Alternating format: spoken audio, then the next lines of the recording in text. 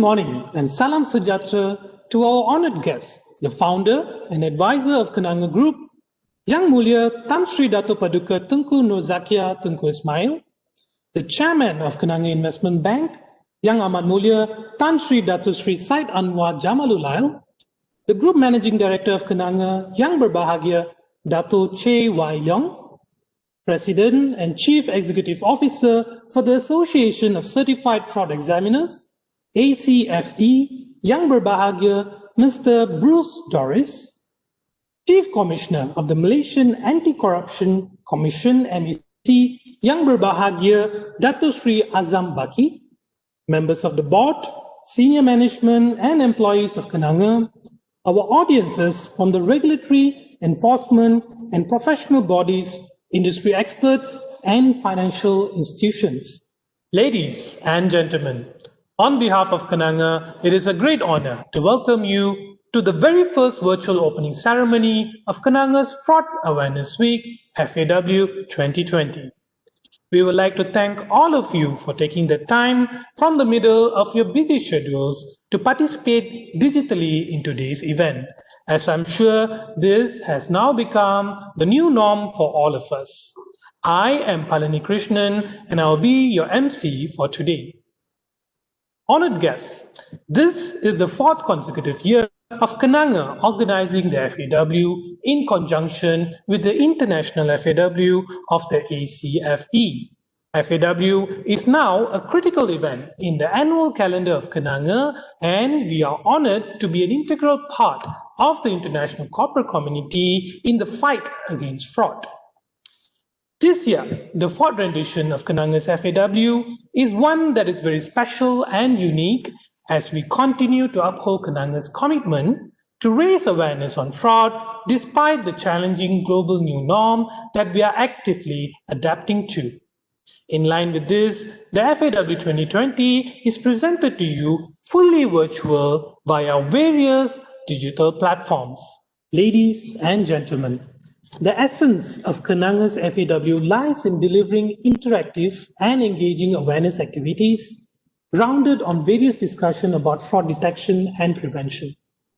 One of the pillars of FAW is most certainly the FAW Games. We are delighted to highlight that the Games, which incorporates anti-fraud elements through a set of competitive learning challenges, grew in participation from 24 teams in 2017 to 65 teams in 2020. This year, there are 30 external teams consisting of regulators, professional bodies, as well as other capital market participants, as compared to only one external team when Kenanga first introduced the game back in 2017. FAW is also known for the FAW Talk Series, a CPE-accredited program in collaboration with the Securities Industry Development Corporation, SIDC. This is where distinguished in-house and invited guests from numerous enforcement and professional bodies share their knowledge and experience on a wide range of relevant and timely topics. Ladies and gentlemen, to start our event today, without further ado, I would like to graciously invite the chairman of Kenanga Investment Bank, Berhad, Yang Amat Mulia Tan Sri Dato Sri Syed Anwar Jamalullail for his welcome address.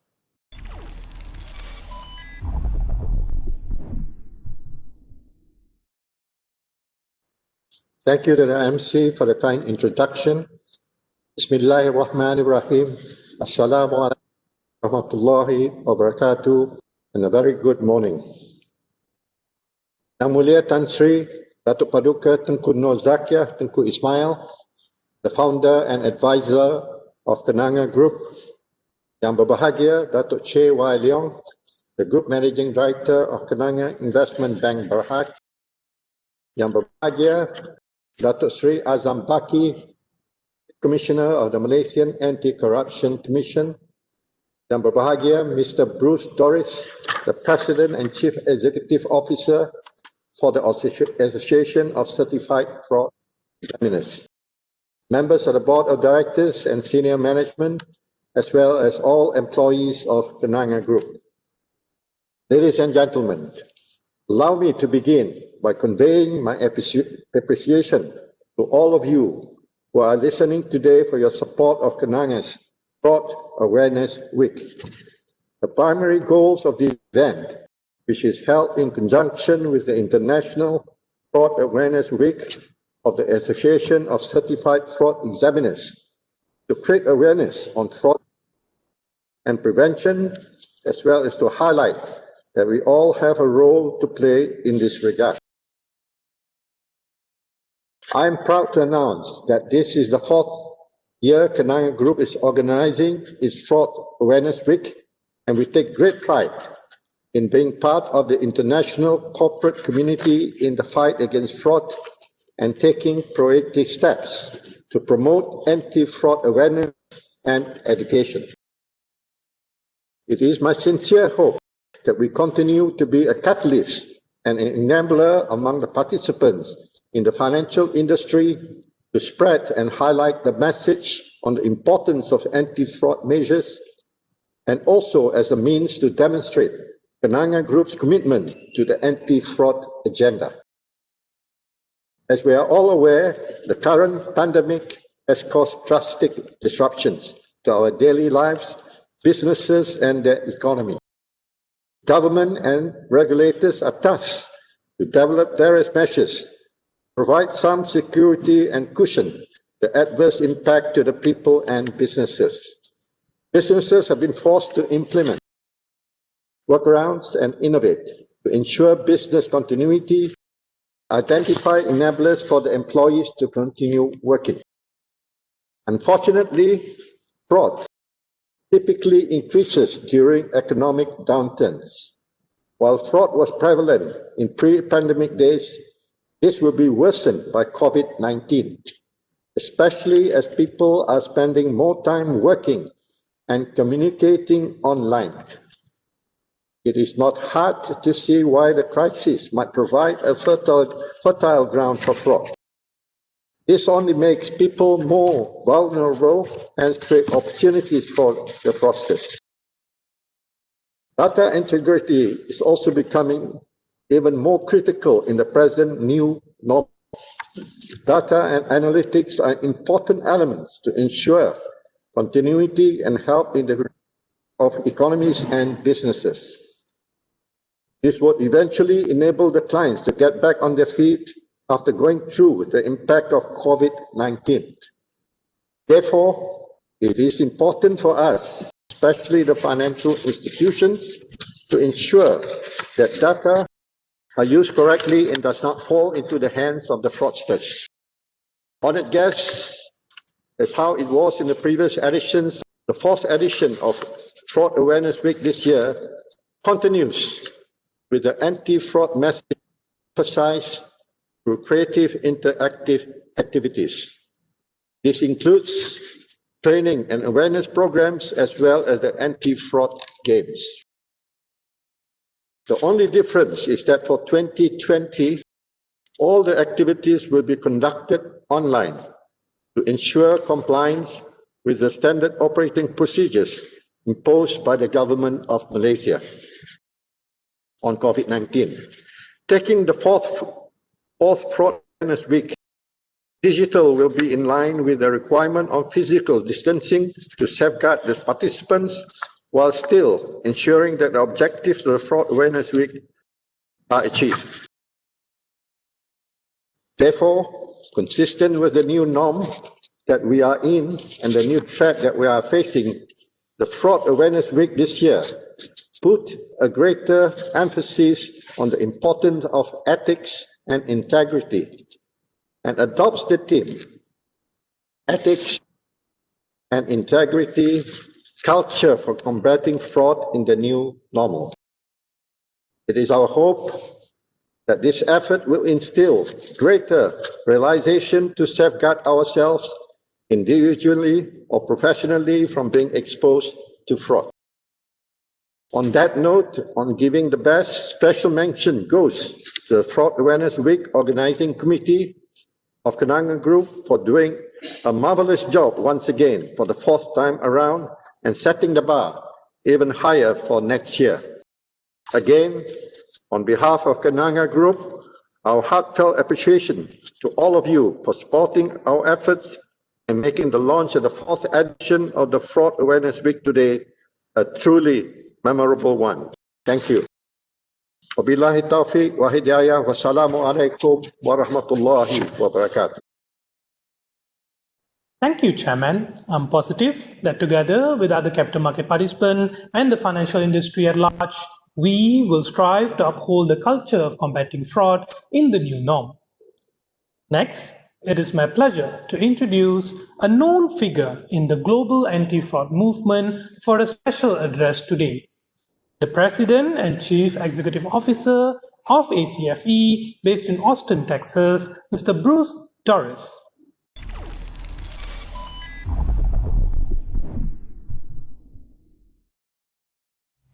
Thank you, Mr. Chairman, for the outstanding opening remarks. And hello, everyone. I'm Bruce Dorris, President and CEO of the Association of Certified Fraud Examiners. I'm excited to join you as you get ready to kick off Fraud Week here at Kenanga. You all have embraced the spirit of International Fraud Awareness Week, and I'm delighted to be a part of your event, not only with Kenanga, but all the other financial institutions and regulators that are participating this week. I would like to start by sharing with you a few things that we here at the ACFE have learned over these last few months. Collectively, I can only imagine what we have all learned during this time. In what has often felt like a movie and fast forward, we have adapted to new ways of shopping, eating, socializing, traveling, and for some of us, even teaching. We also had to learn a new way to work. In-person meetings became Zoom chats. Investigative interviews were either put on hold or transformed into phone or video calls.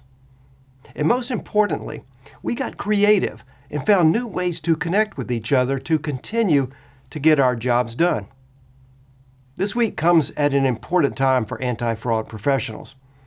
The pandemic has impacted individuals and families, young and old, governments, businesses, and the global economy. Life as we know it has changed. And quite frankly, it was a change we didn't ask for and a change we couldn't control. But even though we couldn't control the quick pace of change caused by the pandemic, we can control how we react to it. As anti-fraud professionals, we may not be on the front lines of this battle like our brave medical professionals, but we do play an important role in combating the consequences of this invisible enemy.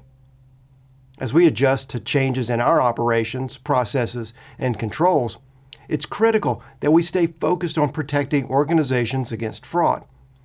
Because as many of you know, it's not a question of if we will see more fraud, but when and how much we will see in the months and years to come. As we navigate the new business environment in the wake of COVID-19, I can confidently say that removing components of our anti-fraud programs will likely cost us more money than it saves.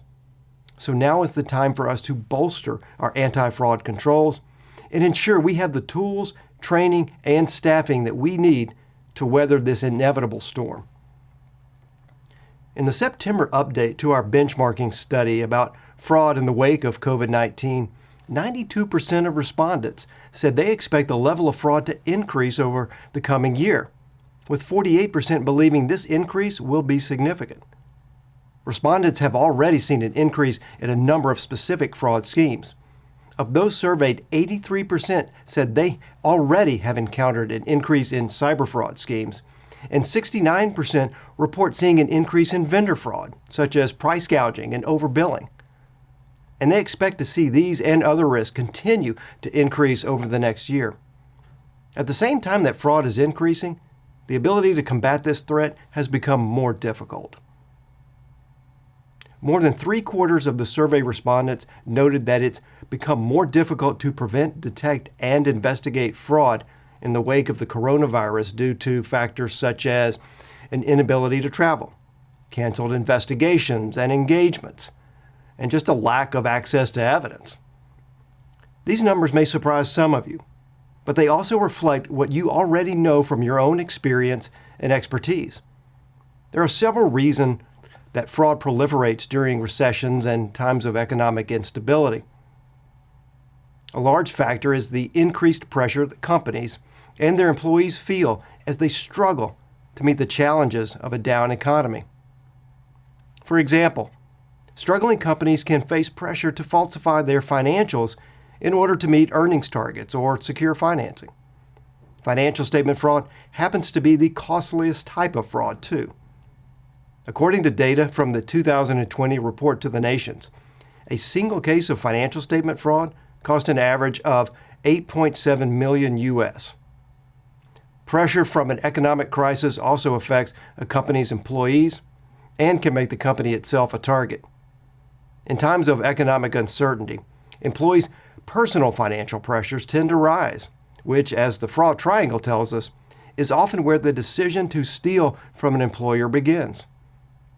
Data from our 2019 Global Fraud Survey indicates that 42% of occupational fraudsters are living beyond their means at the time they commit fraud, and 26% are experiencing financial difficulties. These are the two most common behavioral red flags for these crimes. We know that the opportunity to commit fraud can also be exacerbated during hard financial times. Companies seeking to cut costs often target non-revenue generating departments like compliance and internal audit. This is a mistake. Cutbacks to departments or initiatives that are integral to a comprehensive anti-fraud program only serve to leave organizations more vulnerable to the growing likelihood of fraud. As organizations make cuts in the attempt to operate with a leaner staff, they can find themselves caught in a perfect storm for fraud. Pressures motivating employee fraud are high, at the same time that defenses intended to safeguard against fraud have been weakened. But organizations can help put protections in place now to try and soften the blow from fraud by demonstrating the importance of maintaining anti-fraud resources and staff. The ACFE's report to the nation shows that the typical organization loses 5% of its revenue to fraud and abuse. So removing anti-fraud programs may cost more money than it saves. Our data also shows that organizations that failed to invest in internal controls had significantly higher fraud losses and took longer to detect frauds than those who had targeted anti-fraud measures in place. More than half of all occupational frauds occurred because of an internal control deficiency. Therefore, I can confidently say that now is the time for organizations to be bolstering their internal controls, not cutting them. Hard decisions are being made every day by governments, companies, and individuals. The dust will not settle for a long time, and we will continue to feel ripple effects in all areas of life for years to come. And although business practices may not be top of mind right now while we face these difficult changes, I know that we together hold the keys to protecting individuals and organizations from fraud. Many of you may be familiar with the saying, "An ounce of prevention is worth a pound of cure." And that could not be more true when it comes to fighting fraud. The more we are able to stop potential frauds before they are even attempted, the better it is for organizations and individuals. And one of the best ways to prevent fraud is to raise awareness of it, like you are doing right now at Kenanga. As we kick off the ACFE's annual International Fraud Awareness Week, it's important to note this year marks its 20th anniversary. And over the past 2 decades, we've seen support grow exponentially around the world. A few years back, I talked to the leader of the anti-fraud program at a large international company that has consistently been a supporting organization for Fraud Week. I asked why they felt supporting this week was important. They explained to me that there never felt like a right time to address fraud company-wide. They worried that if they brought fraud awareness up at a seemingly random time in the year, employees might assume that fraud had occurred. But having a dedicated week devoted to fraud awareness let them spread fraud prevention tips and best practices without inciting any rumors or fear. This week also lets anti-fraud professionals like you at Kenanga think outside the box with how to spread fraud awareness. Over the years, I've seen so many innovative events and materials that supporters have created. Last year, a supporting organization in the U.S. held an interactive event that walked through the steps of investigating fraud. Participants could interview different suspects and were given pieces of evidence throughout the event to determine who they thought had committed fraud. in addition to the freedom of creativity this week fosters, it also allows supporters to focus on fraud challenges they specifically face in their industry. The ACFE has never adopted a specific theme or industry focus for Fraud Week, so supporters are able to spread fraud awareness however they think best fits their needs and makes the most impact on their intended audience. One year, a supporter in Dubai held a fitness class during the week where the theme was to knock out fraud. After an hour-long group workout, the participants met and discussed common fraud issues in the fitness world and shared tips on how to prevent fraud. The charitable organization Meals on Wheels, which delivers meals to people in need, has also participated in recent years. For the meals they delivered during Fraud Week, they included special paper placemats that had red flags of elder fraud so that their meal recipients, many of whom are seniors, could learn more about common scams targeting them. I know those were a lot of examples, but I wanted to share how other supporters have used Fraud Week to spread important fraud awareness information to their communities and employees. However, I would be remiss if I didn't mention the outstanding work done by Maheswari Kanniah and her team over the years. Last year, they held a company-wide week-long competition for employees to observe Fraud Week. In one game, employees were split into teams and given important fraud scandals throughout history and then had to correctly put them on a timeline. They also had a fraud term word search, among other competitions.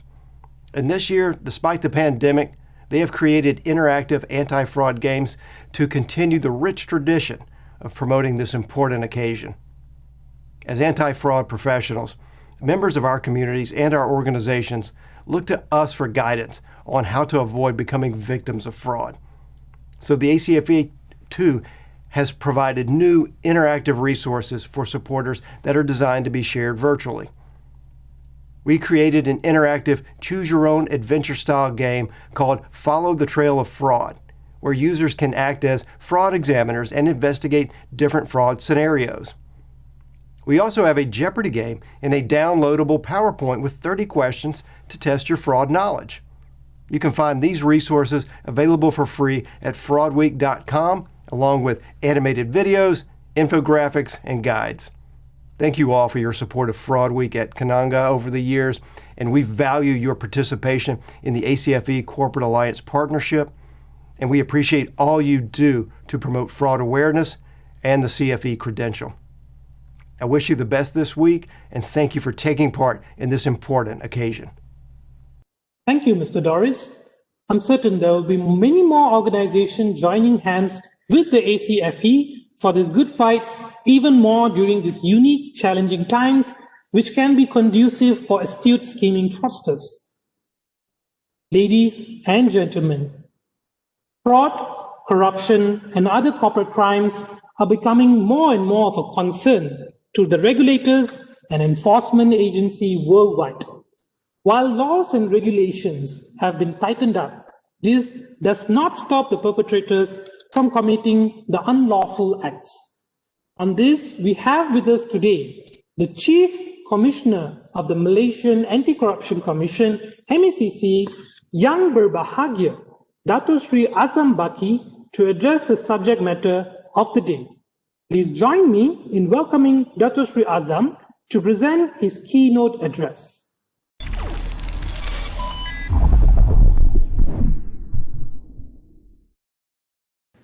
Yang Mulia Tan Sri Datuk Paduka Tengku Nur Zakiah Tengku Ismail, the founder and advisor of Kenanga Group. Yang Amat Mulia Tan Sri Datuk Sri Syed Zainul Anwar Ibn Syed Putra Jamalullail, the chairman of Kenanga Investment Bank Berhad. Yang berbahagia Datuk Che Y.A.M, the group managing director of Kenanga Investment Bank Berhad. Yang berusaha Mr. Bruce Dorris, the president and chief executive officer for the Association of Certified Fraud Examiners, ACFE, Board of Directors of Kenanga Group, distinguished guests, ladies and gentlemen, Assalamualaikum warahmatullahi ta'ala wabarakatuh, and very good morning to all. Alhamdulillah, with the grace of Allah, it humbles me to join all of you here, virtually, in this opening ceremony of the Fraud Awareness Week 2020 Kenanga Investment Bank Berhad. Let me begin by expressing my gratitude to the KIBB Group for inviting me to deliver the keynote address for today's event. I am indeed honored to grace the occasion. With the theme of ethics and integrity, culture for combating fraud in the new normal, this event will provide the best platform for all participants to share knowledge, experience, and perspective, forge new networks, as well as strengthen our cooperation in fighting fraud.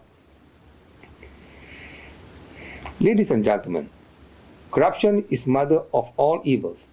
As the saying goes, this cannot be further than the truth. Corruption is the root for most challenges we face today, as such social disparity, poor delivery of public services, and transnational crimes like human trafficking and smuggling. Corruption includes bribery, false claim, and abuse of power. Nowadays, corruption has evolved to those that are more complex and syndicated in nature. Thus, we foresee the changes in corruption typologies to extend towards economic crimes which involve fraud and malpractices. As an enforcement agency that positions itself as a specific body designed to investigate corruption cases, it is our call of duty to be part of this impactful event. Dear guests, MECC's priorities can be summarized in three key areas, that is law enforcement, public procurement, and grand corruption cases. These are aligned with the national agenda of fighting corruptions and transform Malaysia towards developed and high-income nation. Procurement and grand corruption are always intertwined. Both areas often involve those in charge of governance, those who have authorities, whereby there are cases that include politically exposed persons. Clearly, there are no industries that are immune from fraud, whether in the public or private sectors, government-linked companies, government-owned companies, or even NGOs. Every year, billions of ringgit are spent by the government to procure goods and services in order to serve the citizens by way of infrastructure projects, economic and social projects, education, health, defense, security, and many more.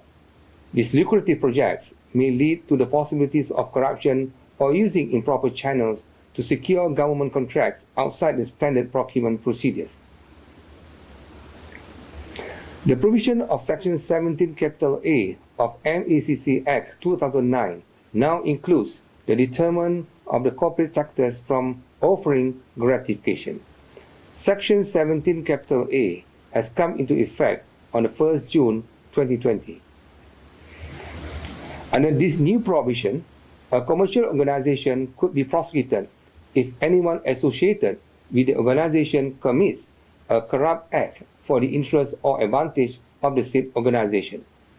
The company is liable if it fails to prove that it has taken adequate measures to prevent the occurrence of corrupt practices in their business dealings. Ladies and gentlemen, financial institutions are always being exposed to fraud and money laundering as a safe haven to conceal, transact, and convert the illegal proceeds. Thus, it is crucial to protect our financial system from being abused and used as a medium for illegal activities and money laundering. If our financial institutions are being blamed or penalized due to failure to report on suspicious transactions to the relevant authorities, it will ultimately tarnish the reputation and image of our financial institutions. Criminals are creative in finding loopholes to bypass customer due diligence measures that have been put in place and exploiting various financial instruments to conduct illegal activities through trade finance facilities, insurance, wire transfer, and many more. With the latest development in technology and information system today, the modus operandi of the perpetrators continue to evolve and becoming more and more complex. The fraudulent acts are concealed through various layering of records and documentation, and the conversion of the ill-gotten proceeds are done through new medium such as visual assets, underground traders, cross-border financial institutions, as well as offshore financial services. One apparent example is a case related to one major development Berhad. In this case, an investment company in Hong Kong was used as a vehicle to uphold fund amounting to 600 million ringgit in 2011. Some years later, the same fund was transferred back into the country, layered using multiple accounts held by different companies with different banks, netting 378 million ringgit, which was subsequently withdrawn. This is one of the examples of how criminals make use of a banking system to launder proceeds of crimes. An emerging trend we encounter now is that the criminals are avoiding transacting with banks. They prefer to hold cash. In a recent Macau scam schemes, the syndicates crashed and the center was operating like a bank. It was allegedly they had transacted billions of ringgit over the past 5 years by using financial technology or fintech as a platform to conduct transactions. Financial institution role as a frontliners in the fight against fraudsters is paramount because financial frauds, kickbacks from corrupt activities, and money laundering are often reflected in financial institutions. Transactions, especially those involving high-risk customers, should be scrutinized in terms of sources of the fund and where the money goes. As for MECC, we have our own approach in detecting and investigating corruption. However, continuous collaboration with regulators, financial institutions, and enforcement agencies are very much demanded. The cooperation can be in the form of knowledge and information sharing, as well as proactive reports on suspicious financial activities that are very crucial in the process of investigation as red flags for possible commission of offences. Ladies and gentlemen, we speak a lot about how combating fraud is shared responsibility. This is because of its massive impact to governments, businesses, and individuals. Whilst the COVID-19 pandemic has impacted the domestic economy, our focus will be to reduce the leakage of public money and return back the ill-gotten proceeds as revenue to our country through the recovery of assets process. Most of us would agree that corruption, whether in the public sectors or the private sectors, cannot be completely eradicated. In upcoming years, we foresee the tendency for corruption and abuse of power to happen will increase due to vulnerable and complex environment we are facing right now. The fight against corruption is an ethical imperative that must be pursued even with challenges brought by the current new normal situation. Ladies and gentlemen, thank you again to KIBB, and I would like to congratulate the leadership of Kenanga Investment Bank Berhad Group for hosting this event. I strongly hope that MECC and Kenanga can further strengthen the already existing bond. Last but not least, on behalf of MECC, I would like to express my highest appreciation to all the distinguished guests, and I would like to wish every participant a successful Fraud Awareness Week. With this word and Bismillahirrahmanirrahim, it gives me a great pleasure to officiate the opening of Kenanga Fraud Awareness Week 2020. Thank you. Wabillahi taufiq wa hidayah. Assalamualaikum warahmatullahi ta'ala wabarakatuh.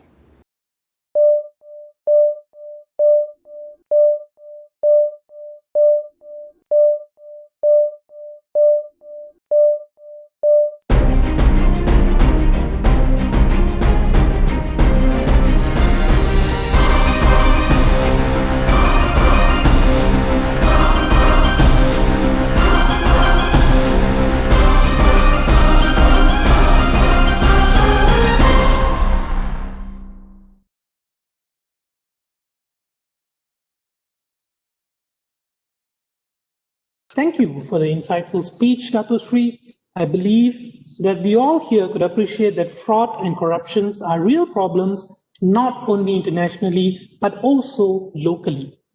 And none would want to risk their business and reputation by condoning such unlawful acts. Esteemed guests, we have now reached the highlight for the day, the virtual launch of the 4th Fraud Awareness Week 2020, which will be officiated with the upcoming video entitled FAW 2020 Kenanga's Journey. So join me in walking down the memory lane to see how far we have come since our humble beginning back in 2017.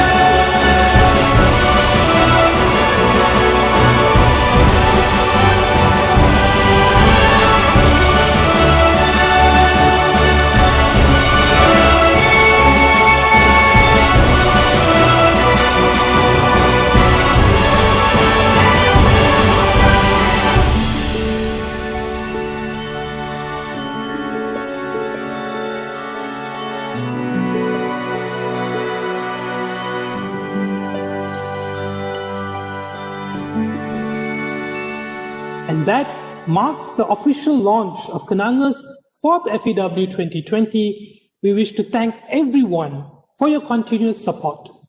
Distinguished guests, next on the agenda, we have a fruitful sharing session between the head of Asia Pacific Development of the ACFE, Mr. Ganesh Thuraisingham, and our Group Chief Regulatory and Compliance Officer, Ms. Maheswari Kanniah.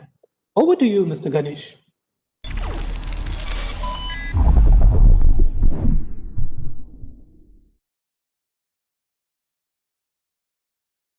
Thank you, Emcee. Good morning, Ms. Mahes. How are you keeping? Oh, I'm fine, thank you. How are you? I'm good. I'm good.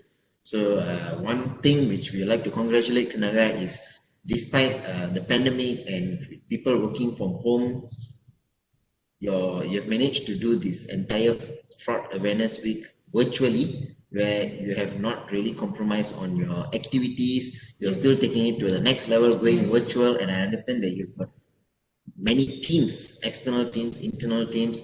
So it's a very crucial point because at this point of time, pandemic, a lot of fraud cases being reported globally. Yes. People are going desperate situations, so Correct. things happen. How has it been going the entire? Actually, this year has been a really challenge for us. In fact, I challenged my team, because all the while we've been doing a face-to-face kind of competition, opening ceremony, and all that. So this year was kind of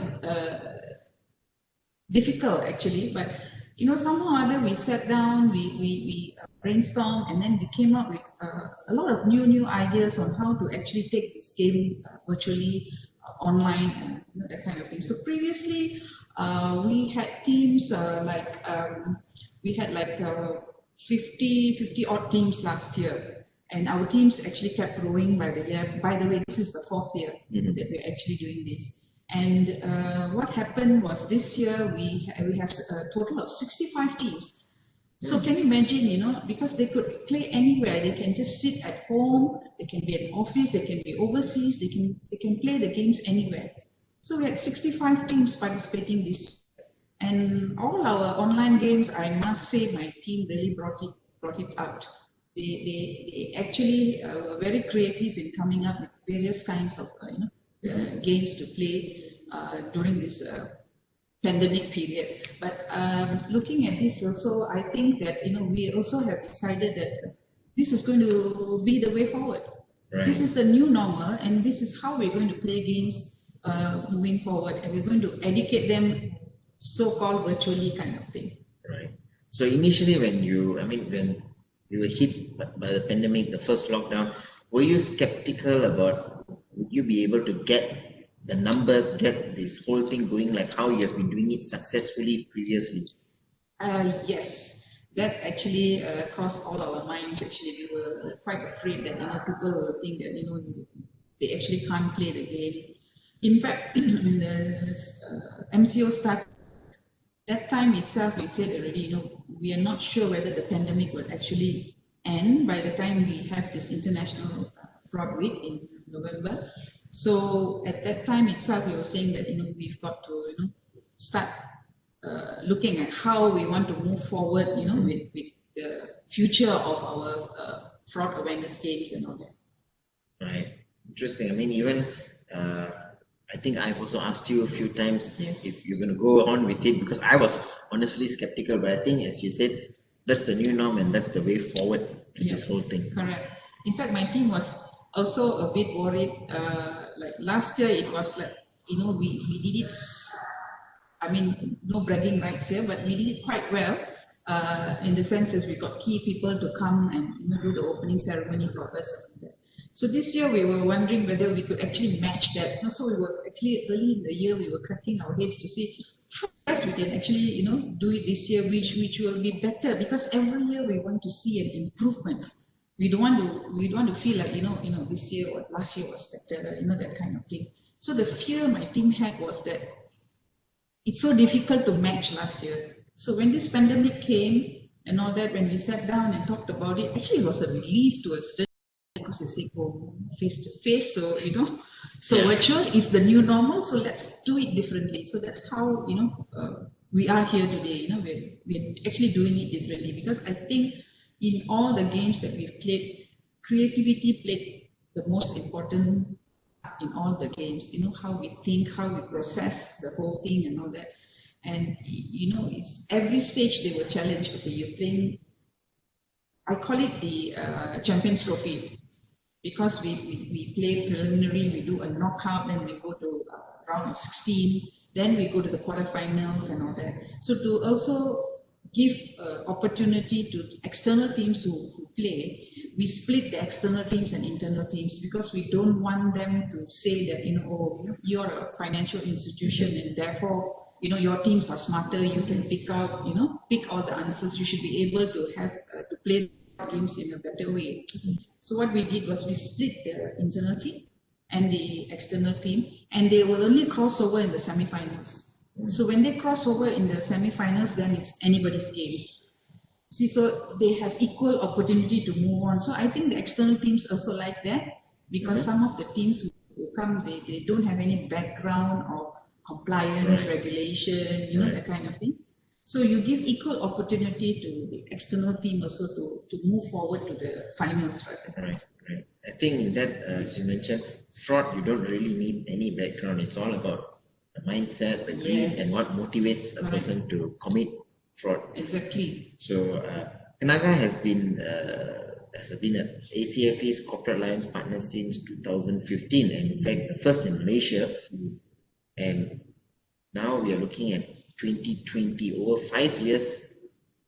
How has this whole alliance and the CFE certification, because I understand you have put through some of your team members through the certification, and one of the incentive is that if they pass the exam, they get to go for the regional conference, and many of them actually use that as a motivating factor to sit and pass the exam. So how has this benefited your team? I think I'll take the certification question first. I think the certification, like you said, is an incentive for them.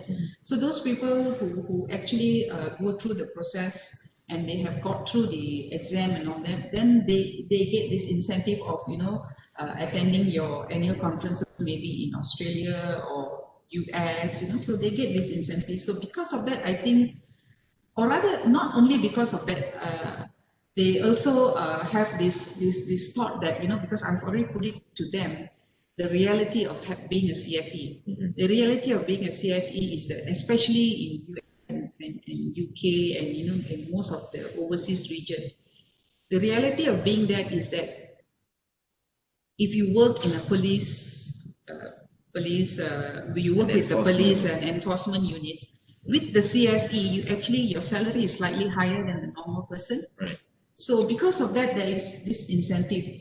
And in Malaysia, you don't really have that many CFEs. You have like what, 500? Yes, we have about that. 500 only. So you can see this profession is actually still new in Malaysia, and we need to promote it. Right. So and having this additional CFE qualification actually is I find it, like, for me personally, having the ability to actually tap the best brains in the world, with the various different kinds of typologies of fraud and all that, has really been very helpful. So when everybody is thinking ABC, our group is always going to the other level already. We're not at ABC. We want to go to DEF and move forward. So we want to sort of like predict what is going to happen, be proactive in actually managing all this. So that is why I make sure that every year at least one or two of them go for this exam and get themselves certified, because then they will all be sort of vibrating along the same line, you see. So when we're doing work and all that, and we will be our mindset will be all looking at the things that we get ACFE proper. And talking about our membership with ACFE, actually when you first came to see me 2014 December, right? When you first came to see me, at that point in time, the minute you told me, I know this is where I want to take Kenanga. Kenanga needs to be an alliance member. And the very fact that we were going to be the first in Southeast Asia was a real push for us, to show that, that we want to be there. We want to be the first, and we want to be a trendsetter sort of, kind of thing. So that's why I pushed for it, and I am grateful to the board and senior management, because they actually supported it, and we got it done in early 2015, right? Everything, the whole process, it took like very few months. I'm sure you would never have expected that. I would agree. I mean, you were probably one of the fastest corporate partner to work on your approvals and whatever documentation that was required.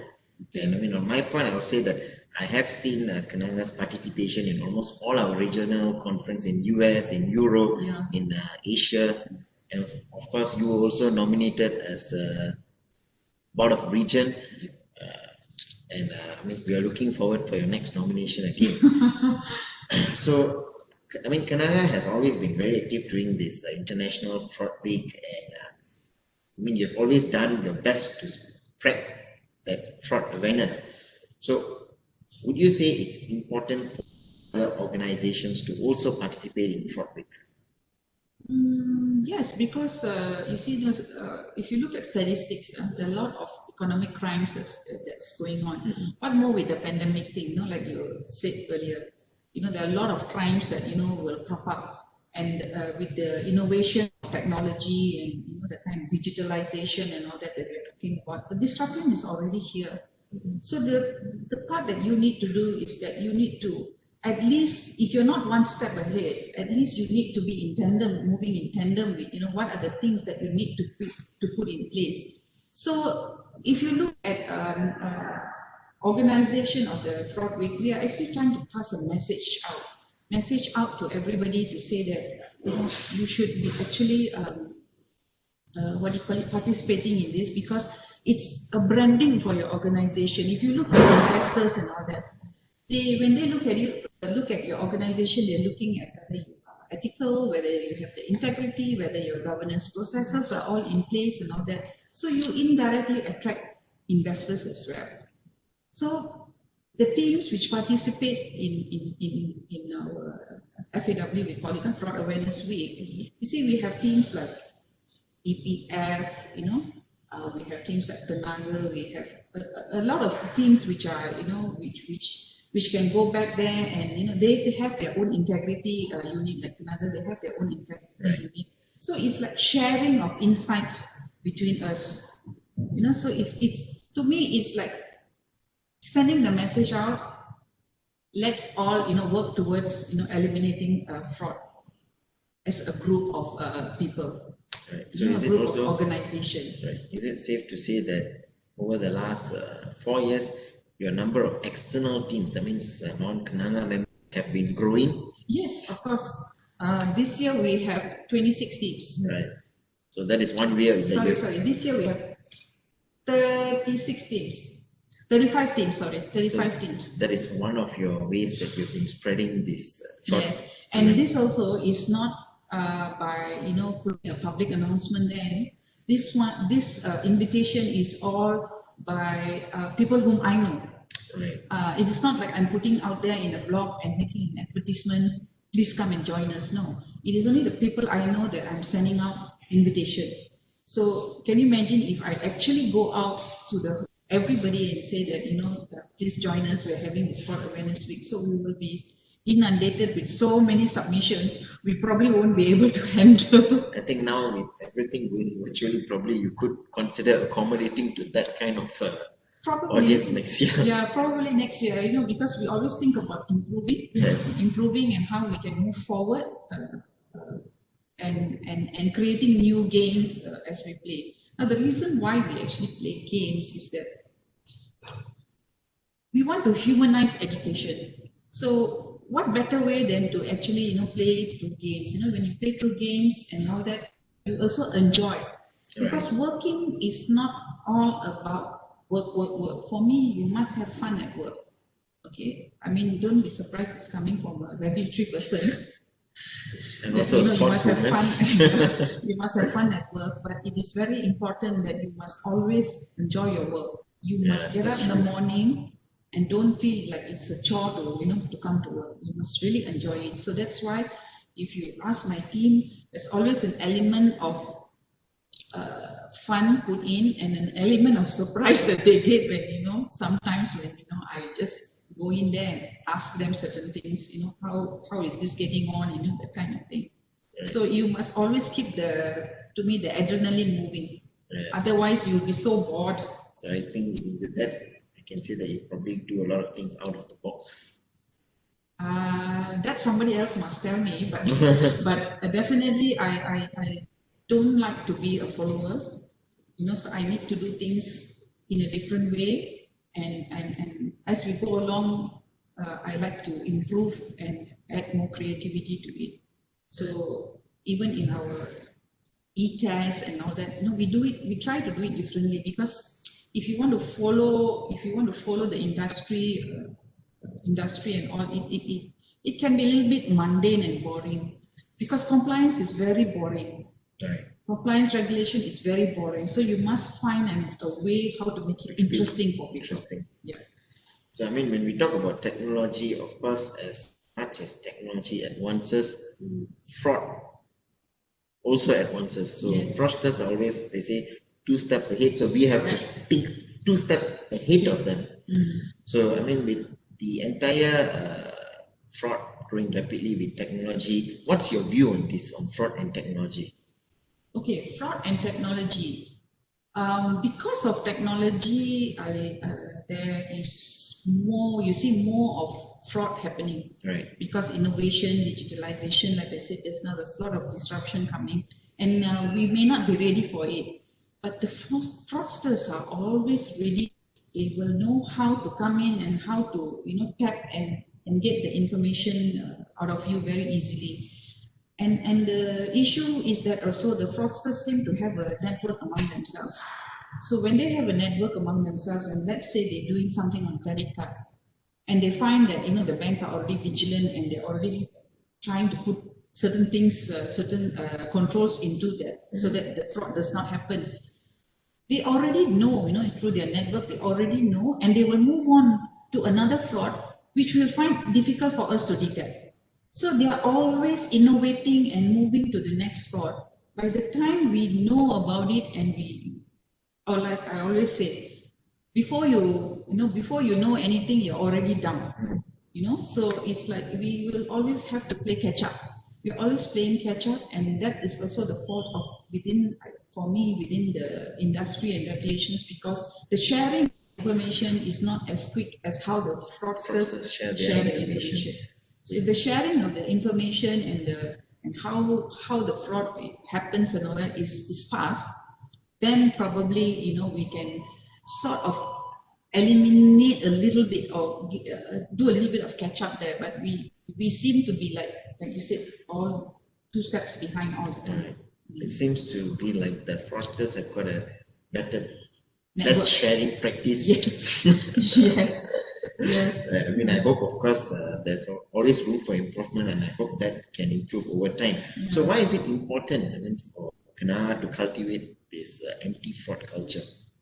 Of course, if you have this anti-fraud culture, you will definitely not. You will minimize. You cannot eliminate. Elimination is not there. You can at least minimize fraud. So you by creating this fraud awareness and all that, so people will start thinking, that how a bank or how your area, like say procurement, how your area can be, there can be fraud in your area. So we will put in all the controls, and we will teach you, we will educate you on all the controls that we have put in place. So at least you can minimize it. So education, training and all that is very important, and it has to be something which is real time. It cannot be like, something, a process or policy that you used 2 years ago, or for example, even 6 months ago, it may not be relevant now, because it has to be current and moving. So anytime fraud happens and all that, you got to go back to your controls. You have to look at your controls again, amend the controls again, and get ready for the next fraud kind of thing. Yeah, that's true. So, I mean, since you entered this entire compliance regulatory department, or even for your own, what would be your biggest lesson since you've been in this fraud prevention field? Okay, what is my biggest, I think juggling and managing people's expectation, that is the most difficult thing to do, because everybody wants to do the business. Right? So what you need to do is if you are allowed to, to look at the processes and the controls are there and the regulations allow it, by all means you can do the business. But there could be instances where we have to say, give them a flat no. So those kind of situations, we have to go down and explain to them, that Kenanga is bigger, it's more important. Kenanga we have to safeguard Kenanga. Because of that, we're not able to agree to, the way how you manage all this, business that you want to do. So we will always find a way of how to do it, but legally. To me, it's very important that whatever we do, we have to legalize it. Right. Whether, such things that we need to take it to the regulators first, discuss with them first, and see what are their views. Maybe they have certain concerns that we need to address and mitigate upfront. We will do that. So our job has been that, basically, to make sure that there is a balance between, business and governance. Right. So, and sometimes that's not an easy balance to do. And do you think you're still learning and there's a lot more to learn? Of course, because like for me, it's like every day I'm learning something. Even today at my work level also, I learn something new. And the best part is with all the materials that ACFE has, we constantly get the best brains to tell us, this is the new typology, you should have these controls in place and all that. So I do a lot of research and reading on all these things, the strategy of the whole department in terms of fraud and everything else. So for me, mostly is educating myself, learning new things, and then passing it on to my staff and the organization as a whole. So that's why we're always evolving and doing new things, thinking out of the box. Like maybe ACFE has a set model. So how to get that model into our organization? We just have to do a little bit of re-engineering here and there, that kind of thing. So would you mind sharing, from your experience, any case which you can speak about? Oh, it's like a catch-22 situation. Okay, cases like like the BEC, the business email. Right. Okay, the business emails. So see, these business emails, there's a lot of fraud happening on this, not only in Kenanga, elsewhere also, where they send emails purporting to be some political person, or worse still, if it's somebody purporting within your organization, like the CFO or CEO, instructing you to transfer money and that kind of thing. So we have seen a lot of this happening, but because the staff are a little bit vigilant, now they are more vigilant because they know that, this has happened before, they have seen this, they have been educated on all these things, and we have actually now put in more controls, i.e. now we need to call the client to see whether it is the client themselves or it is the CFO or CEO asking you to do all these transfers and all that. So it's very important that, that you learn from the mistakes, then you add on additional controls and make sure that, that everybody complies with it. So those are the kind of things that we see frequently. It's not like we will be hit, we have been hit or anything. It's just that there's some suspicion in it, and they come to us and then we teach them. So then we learn from that, and then all our education material also will be changed to include all those kind of scenarios, what other they can do. So from a national sportswoman, you have grown over time in the financial industry, and right now as your current position, Executive Director and Group Chief Regulatory Officer, what are the challenges that you face? Challenges that I face? Well, there are a lot of challenges in terms of getting people to actually understand, the reason why you need this kind of a department in the organization.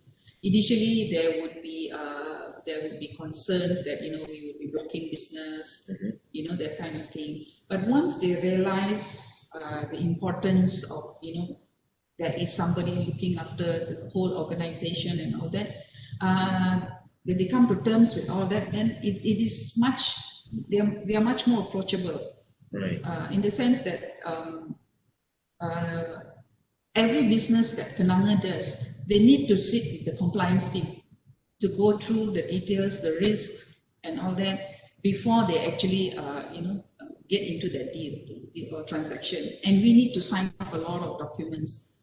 So those kind of things are a bit of challenge initially. When we all first started in a financial organization. But moving forward, I think that there's already a lot of acceptance and appreciation after that. So that's what the initial things that, that we had, because they look at us like, the prefect or class monitor, kind of thing, yeah. Right. And I mean, talking about fraud and the government's part in it, do you think the government is doing enough to combat fraud, create awareness? You're putting me on the spot again. Okay. In terms of the National Institute of Governance and Integrity and Anti-Corruption, which was in the Prime Minister's office, Right. Okay, I think they have done well in the sense that they have actually pushed forward the agenda for the corporate liability provision, which is already in force, Section 17, Capital A, in force in June 1st this year. Initially there were a lot of lobbies coming to say that we shouldn't, it's the pandemic and we shouldn't push this and all that. But come on, it's been there for like 3 over years. We were waiting and waiting and waiting for it to come out, and and we were ready with all our adequate procedures and all that, and then finally it came out and we were quite happy with that. And also if you look at MACC, the Whistleblowing Protection Act, it's 2010, that act, Right. okay? I think it's time for them to have a look at some of the provisions. In any case, 10 years later, 2020, now we have the first case. MACC has come up with the first case on it. There is this senior management, who actually, there was retaliation against his staff, Right. and now they are going to court with it. So there are positive moves, and then MACC also has actually come up with their Mandarin portal to explain and educate the Chinese community about corruption and all that. And they're also now looking at the Tamil portal, Right. when they have the funding. So I think there are initiatives and all that. But having said all this, you can educate everybody, you can do a lot of education to everybody, but at the end of the day, it's you, whether you want to comply with it or not. So sometimes you just cannot blame the legislators and all that. The rules are there, the acts are there, but at the end of the day, it's still you. And I mean, lastly, before we end this, I would like to know what brought you to fight fraud. I mean, what was the passion you had? Okay, this is not something that occurred overnight. Actually, I think it was the upbringing. It was my upbringing, because my father would instill in me how important it was to commit to something and keep to that commitment. Integrity. Yeah, keep to that commitment that we make to others. So I actually grew up with this background, which is very deeply rooted in my mind. So if I am like this today, it is thanks to my parents. Okay, so my interest and enthusiasm to fight fraud actually is because I was being in the industry. This is my 42 years and counting. Okay, so because I've seen a lot of things that happened initially in the early years, things were not so complex or complicated kind of thing. So the fraud there was okay there, and and sometimes you don't even know that you have been defrauded, kind of thing. After years you find out. Then as I go along and all that, then I found that the subject is really very interesting, because there are a lot of ways to do fraud. So it keeps me always second guessing, thinking how to address the issue, and it always keeps my adrenaline moving. So this is the reason why I am in this line for so long. I survived because of all this.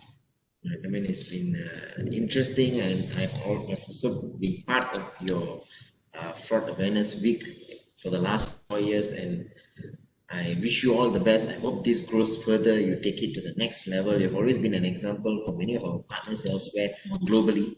So I hope Kenanga has been an example. Yeah, I mean, the entire team, I think they've been doing a good job. So all the best, and hope to see you again next year for your 5th annual. Okay. Thank you so much, Ganesh. Thank you. We really appreciate ACFE helping us out, and all your materials and that we get. as an alliance member and all that, has really moved us up to the next level in the fraud game. Thank you very much. Always our pleasure to help fight fraud. Thank you. Thank you. Thank you both for the interactive and thought-provoking discussion. We hope the audience gains some insight on the practicalities and the importance of combating fraud in the new normal. And with that, ladies and gentlemen, we conclude the official opening ceremony of Kenanga's 4th Fraud Awareness Week 2020. Once again, on behalf of the organizing committee, we would like to thank you for making the time to attend the ceremony virtually. We look forward to your continuous support and participation in Kenanga's fraud awareness programs in the future. Have a great day ahead and stay safe.